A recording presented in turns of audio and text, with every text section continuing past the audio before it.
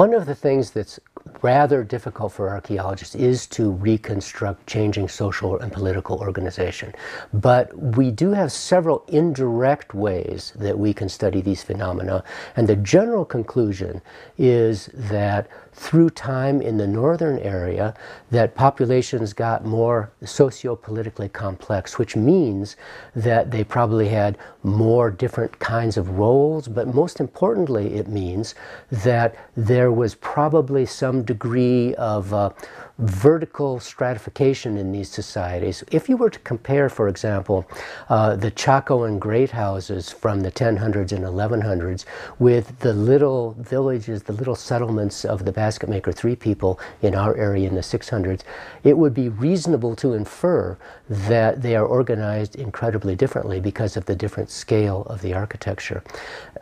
So the problem is to understand why that happened and how it happened. Some of our computer simulations are studying this very issue,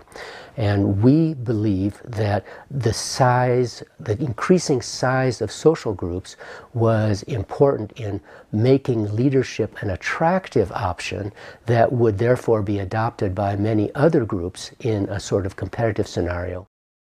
One of the other things the Village Ecodynamics Project is learning about is the process by which a group of people, in a sense, learn how to live together and work together to accomplish shared goals. Pueblo communities today are marvels of large-scale cooperation, but Pueblo people had to learn how to do that through their own experience and through trial and error and through people having great ideas about new ways to do things, and by people convincing other folks to go along with the new ideas. And I think we can see a record of that in our 2 study areas that is really quite striking, where people have, in a sense, created social institutions that help them to manage the resources they depend on better, to cooperate on larger scales to get things done, to create infrastructure and public goods or things that everybody needs, things like reservoirs or roads and paths, town halls, places for the community to gather, to have celebrations, etc. Pueblo people didn't begin knowing about all those things, they invented those things. And what we're looking at here in the Village Ecodynamics Project is